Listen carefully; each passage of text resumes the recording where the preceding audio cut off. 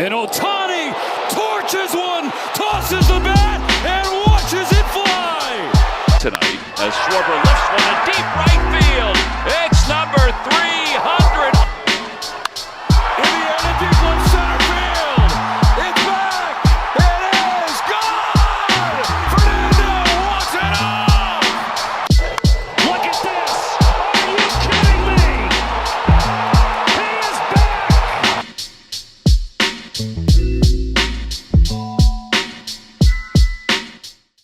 Whether it's good morning, good afternoon, or good night, thank you for listening to the Rubber Match Podcast.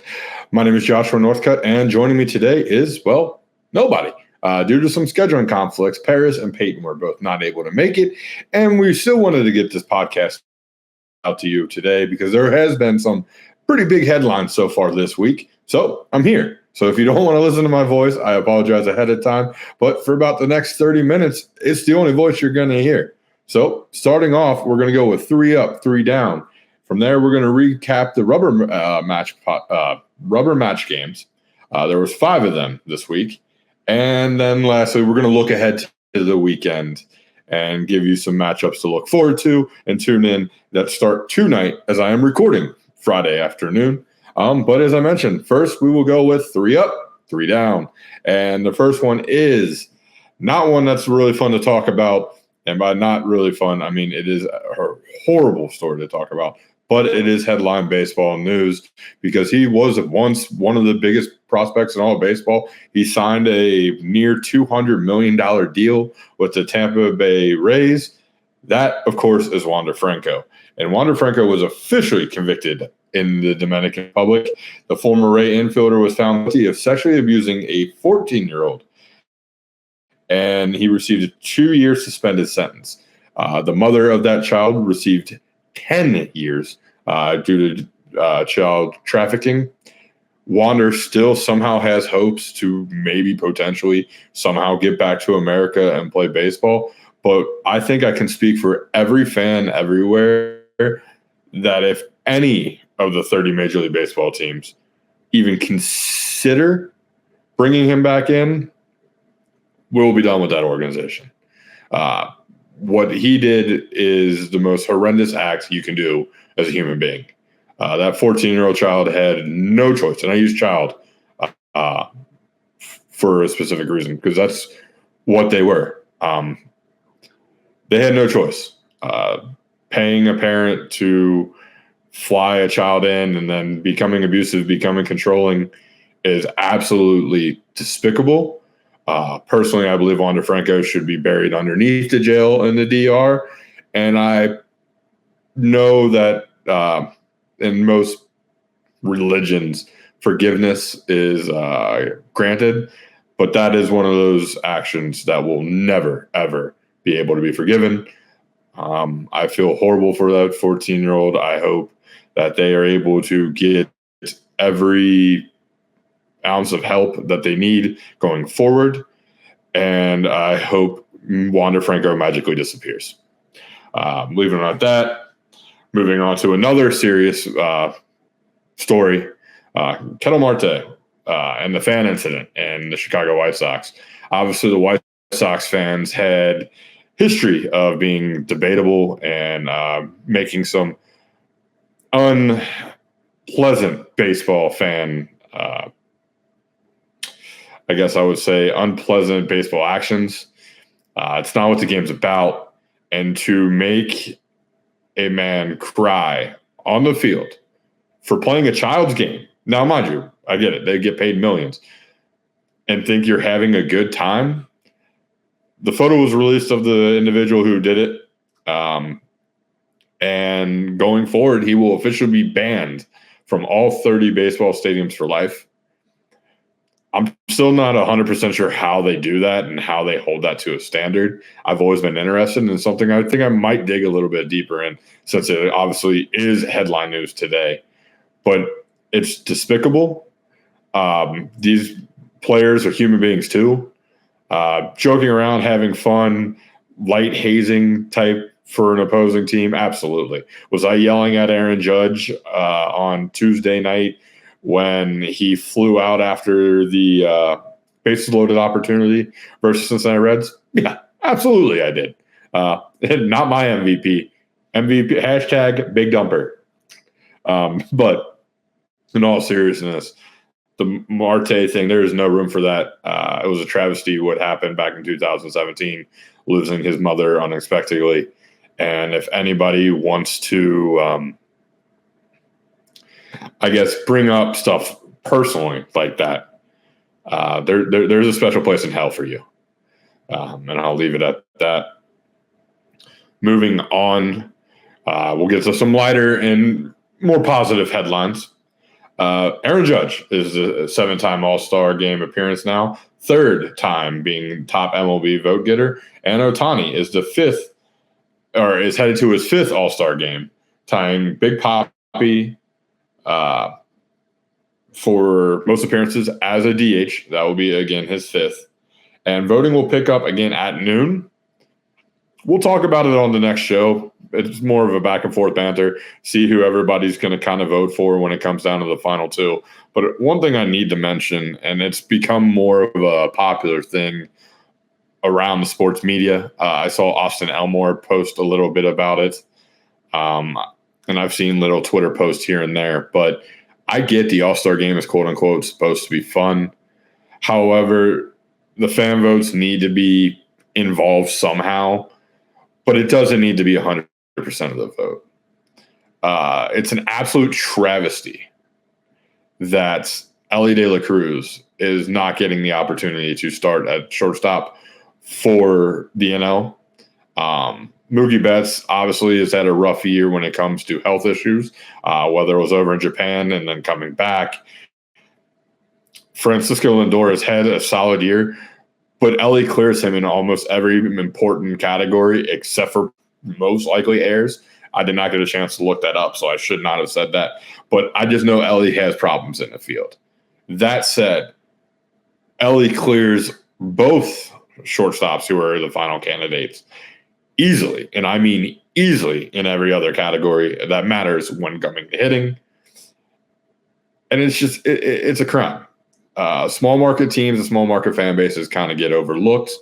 When you look up and down, it is just filled with Mets and Cubs and Dodgers and Yankees and Blue Jays, which, props to Canada for stuffing the ballot and trying to get their guys in there, including getting Vlad Guerrero over Paul Goldschmidt in the first base voting. But what is done is done. So that there is for the 3 down. Moving on to the 3 up. We're going to go with Juan Soto had his 27th multi-home run game before age 27. He is now hitting .257 on the year with 19 home runs, 45 RBIs, and an .898 OPS. That's good for 11th in all of baseball. However, he has arguably been the hottest player in June, and probably someone we're going to be talking about on Monday for player of the month in June. He had .325 with 10 home runs, 18 RBIs, and a 1.238 OPS. That is disgusting numbers.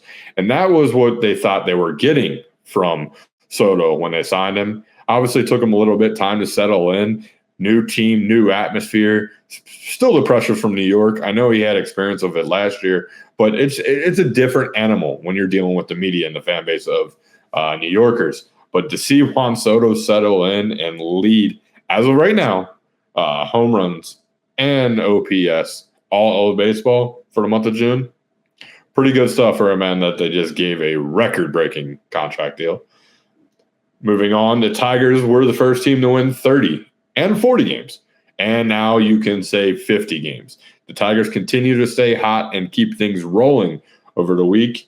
They went 2-1 versus the A's, winning the rubber match, which we will talk about. And lastly, of course, I have to talk about it, folks. And I apologize if you're not a Reds fan, but Chase Burns' debut, and what a debut it was. Being in that stadium, being in that atmosphere, historic. One of those memories that I'm going to have probably for the rest of my life. A big thing. It was the first game I got to appear or go with go with my girlfriend too. So it's a nice, cool little memory. But then also to watch Chase Burns strike out the first 5 batters he faced in a New York Yankee lineup, the names Grisham, Rice, Judge, Bellinger, Goldschmidt, all going down. And then he gave up a hit to Jazz, but then struck out another batter. So 6 batters out of the 7 that he first faced, he punched out. The slider was nasty, as Blake mentioned in our group chat, and the fastball was clocking over 100. The adrenaline was there. He went 5 innings, gave up 3. Now, there's a debate. I get why it was 3 earned runs. However, Friedel laid out for a ball, went flying past him. Kind of happens. And again, he gave up a bomb to Ben Rice early in the game in his second time around the lineup. But all in all, to only give up those 3 runs, strike out 8, and walk 0. What a start for Chase Burns. Cannot wait to see him back on the mound again. And hopefully this is just a start of a team that the Cincinnati Reds can kind of carry the momentum of getting a player like Chase Burns called up. Because I cannot understate how loud that crowd was. How much everybody was just having a playoff-like atmosphere. The stadium was probably about 65-35 Reds, Yankees. And, of course, you had those let's go Yankees chants. But when they would start it, the Reds fans would boo to try to drown them out. They would start the let's go Red Legs chant. And some unappropriate chants that I can't go into now. But it just felt like a playoff atmosphere and has me thriving and praying that we get a Red October and that we can see this team with this young rotation of a healthy Hunter Green and Andrew Abbott, who is having a breakout year over the last 2 months. And, of course, Chase Burns. That 1-2-3 punch, you throw in potentially Lidello if you want to go in that way. Nick Martinez in a spot start to come in and maybe pick up some loose innings. They just have to find a consistent bat. And also Ellie has to pay attention while running the bases. Not to reiterate what was already seen this week, but there was a bases loaded occurrence and Ellie decided to first and second, and Ellie decided to slow walk, thinking that it was a run scored easy for Matty McLean. However, it was not. He was the winning run and came across in the end in the bottom of the 11th. But just one that he cannot make the mistake. And afterwards, when they talked to Terry Francona about that, Terry looked at Ellie and said, the best players in baseball don't do that. And Ellie basically responded, got it, coach, won't happen again. It's a learning lesson. It's a lesson that shouldn't happen in major leagues, but it's a learning lesson for one of the most exciting players in baseball.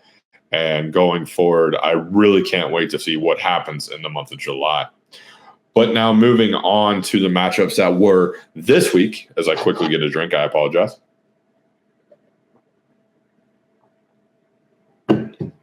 This week, Seattle and Minnesota split their series. Seattle took the first 2 and then scored only 3 runs in games 3 and 4 combined to end up splitting the series in Minnesota. As I mentioned, Detroit took the rubber match versus the A's. We'll talk about that a little bit more. Toronto took the rubber match versus Cleveland, another series we'll talk about here in a minute. Tampa Bay swept Kansas City, and the Royals are now on a 5-game losing streak. We talked about, or I said on Monday, the disappointment of the Rangers and the Orioles. Well, you can go ahead and add the Royals to that start. Still can turn it around. Young team, exciting. That pitching staff will always keep them in it. And they have a chance to send a message this weekend. Hint, hint, talking about that later on. Also, Houston swept Philadelphia in one of the most horrific series I've ever seen from a team. Philly didn't even hit 150 in the series. Houston remains the hottest team in baseball in the month of June, now sitting at 17-6. The Cardinals and Cubs split their 4-game series, so the Cardinals now remain 4.5 back of the Cubs. Dodgers swept the Rockies in the most unsurprising rain delay situation in Game 2. Kind of was a questionable thing. The Dodgers had runners on second and third, 2 outs, and a torrential downpour started. One of those that it was like, okay, you probably should call this umpire. Well, they don't call it, and the Dodgers hit a fly ball in the infield in between the second baseman and first baseman. It gets lost in the rain and lost in their lights. Literally, they sit there and just cover their heads because they have no clue where this ball is. It falls in. 2 runs go around and score for the Dodgers. They take the lead into a slight delay. Go on to win 8-1 after a Max Muncy grand slam. Yes, so it wasn't the full deciding factor, but it still played a big role and one that we need to keep an eye on when it comes to these situations. Umpires want to be in control of the game. Well, Mother Nature will play a role in there also on occasion that they need to be a little bit more attentive to. Miami swept the Giants in San Francisco, outscoring them 24-12. Yes, folks, 24-12.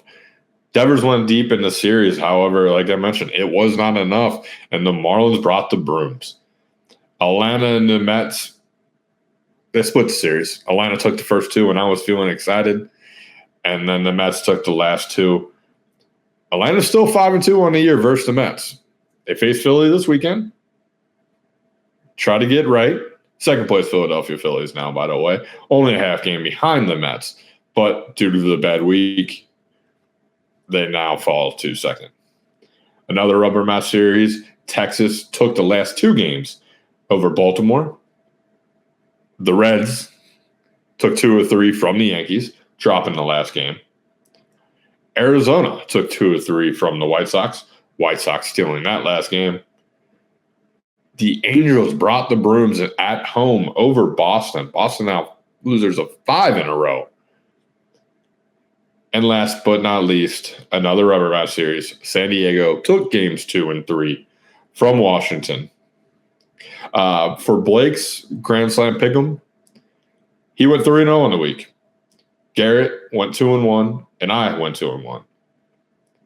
Blake's pick was Pittsburgh at Milwaukee, which did go to the series as well. So he had an absolute Grand Slam week and swept the series. Good thing we're not keeping track of points already. But in that last one, Milwaukee wins 4-2 after scoring 4 in the second on Paul Skeens. And Mizzo continues to impress unbelievably for a rookie. 5 innings pitched, 2 hits, 8 Ks, 2 walks. Now with a 1.13 ERA on the year. Skeens only went 4, giving up 4 hits, 4 runs, 2 walks, and 4 strikeouts. Still holding down a 2.12 ERA. Like I said, it was 1 bad inning from Skeens. He didn't have his best stuff, but sometimes that's going to happen, and that's usually when you need that lineup to pick up. And unfortunately for him, his lineup's rarely able to do so. Garrett had Philly and Houston, and as I mentioned, Houston brought the brooms, so that would have lost him a point. But he went 2-1 on the week as he picked Texas and Milwaukee to win their series. And then as for me, like I mentioned, I went 2-1. I got the Pittsburgh-Milwaukee series wrong. I thought Skeens on the mound, he'd bring in the stuff. Well, not so much. But my series was Baltimore at Texas. Texas won the rubber match 7-0. DeGrom took a no into the 8th inning. 7 innings pitched, 1 hit, 2 walks, 7 Ks. Now with a 2.08 ERA. It's good to see DeGrom back to doing what he does. Hopefully that the Rangers can get things sorted out. They are also in for a big series this weekend that we'll talk about just in a little bit. The other rubber matches on the week, the Padres win 1-0 in an absolute pitching duel. Is Pivetta outduels Gore. Pivetta 7 innings pitched, 3 hits, 10 Ks. Gore 6 innings, 5 hits, 1 run, 3 walks, 6 Ks. Detroit took the rubber match 8-0 over the A's. Dietrich Ennis got his first win his first win in over basically 4 years, 3.75 years, over 1,000+ days. He got to start for the Tigers. Tigers lineup absolutely came out and hammered the A's. Torkelson went deep and ended up going 5 innings, 1 hit, 2 walks, 4 Ks. Insane story. Being away from baseball the major leagues for almost 4 years, to getting that start and then getting that win. The last time he was on the mound, Joe Mauer was playing first base and Ryan Braun was out in the outfield, if that tells you how long it's been. And last but not least, bench is clear due to beanball on franchise players Vlad Guerrero and J-Ram. Umpires took it a little bit too far, warning. We'll talk about that in a minute. But Toronto wins 6-0. Vlad and J-Ram were both removed for precautionary reasons, just to make sure everything stays safe and the beanballs don't get too aggressive. But that's actually picked up a lot lately. The Cubs and Cardinals escalated to a bench clearing brawl. Miami, San Francisco escalated to a bench clearing. Cleveland, Toronto, as I mentioned. And then San Diego and LA, which was the big one. And one I'm surprised we forgot to talk about in the headlines, because it should have been a headline, as Tatis was getting pelted with baseballs left and right by the Dodgers. The Dodgers retaliated, pounding Ohtani with one, which Ohtani then responded, telling the Dodgers, relax, I got this, walked up the baseline, turned to the Padres, talked to them a little bit. And I think the Padres were like, okay, maybe we hit the wrong guy, because his reaction was so much cooler and relaxed than everybody. But it got personal between the Padres and Dodgers manager. And it's something to look forward to and keep an eye on as the summer goes on, because the Padres and Dodgers will obviously continue to play each other and battle for that NL West crown. But those were the 5 rubber matches on the week, as I mentioned. If I had to give one absolute one, it would probably be Pivetta outdoing Gore. Anytime you get a 1-0 win and you're the pitcher who goes out there striking out 10, pretty darn impressive. But it's also hard not to give it to Mizorowski. Outdoing Skeens. Mizzo just had his stuff. A swing and a miss is, I believe, the nickname that Garrett gave him. The kid's stuff is scary good. And the fact that we're going to get him, Skeens, Burns, Bubba Thompson still waiting down in the minors. You got Hunter Green. There is some pitching throughout those 3 organizations, and it'll be interesting to see how the Cubs and Cardinals react. But we'll round things out looking ahead to the weekend. I've got the top 5 series to look forward to in my mind. Honorable mention goes to the Dodgers and Royals. Reason why, on Saturday, we get Ohtani and Lugo. Ohtani's still scheduled only to go 1, maybe 2 innings, so he's still only the opener. However, Ohtani versus Jack is something I hope we get to see. May and Cameron start today, and then to be determined versus Bubic will be on Sunday. It was a match I considered calling my rubber match of the weekend, but I'll talk about that one right now. Toronto and Boston. Boston is currently 4 games behind Toronto in the AL East, also in a wild card situation. As I mentioned, Boston has lost 5 in a row, so getting right at home versus the Blue Jays could be very beneficial moving forward. We got Barrios versus Bello, Bassett versus Giolito, and Lauer versus Buehler. I see this being a rubber match going into Sunday, and see the Red Sox and Buehler getting it done at home. But it's one definitely to watch for this weekend. Moving on, number 4 is St. Louis and Cleveland, both currently sitting a game out of the final wild card spot in their league. We have Gray and Ortiz going tonight.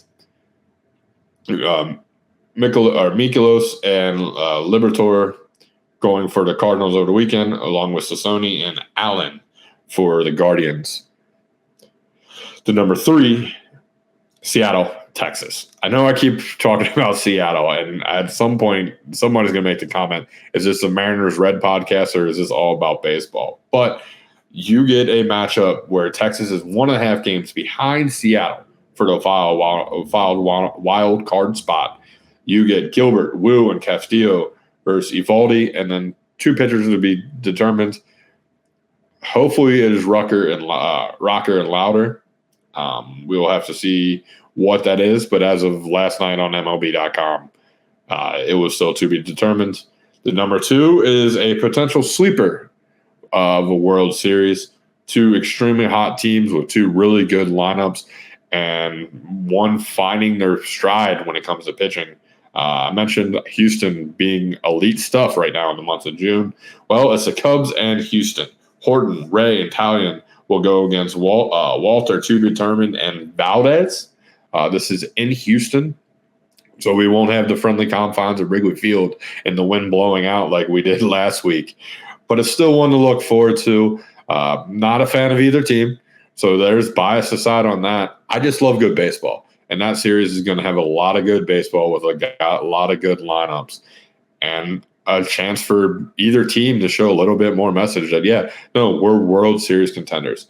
And last but not least, surprise, surprise, folks, it's the Padres and Reds. Cease, Vasquez, and Kolek going for the Padres over the weekend. Martinez, Abbott, and Lodolo going for the Reds. The Reds trail San Diego by 2.5 for the final wild card spot. There's 2 teams ahead of the Reds currently as well, so they can't probably fully come around and get that spot. But taking that series, even just 2 games to 1, or bringing the brooms and taking all 3, the Reds will officially send a message that we are here going into the month of July, where maybe, just maybe, the organization finally goes out and finds a bat. I know the Nick Kroll emphasized that the bats are coming. Austin Hayes is down in the minors. Marte is down in the minors. Stewart is working his way up, that I think there's a legit possibility we could see Sal Stewart maybe by the end of July. But it's one of those things where the Reds still need to go out and get a bat. I've seen them talk about Ryan O'Hearn, as we mentioned early in our podcast. Cedric Mullins I've seen get tossed around out there. I know Blake is dropping an article on TWSN talking about some names that could be traded. And then hint, preview, tease for Monday's show. We're also going to talk about what teams should be buyers, which teams should be sellers going forward as we look into the arguably most important month of the year, July. But that is going to do it for the rubber match. Again, let me get a quick drink of water. I apologize.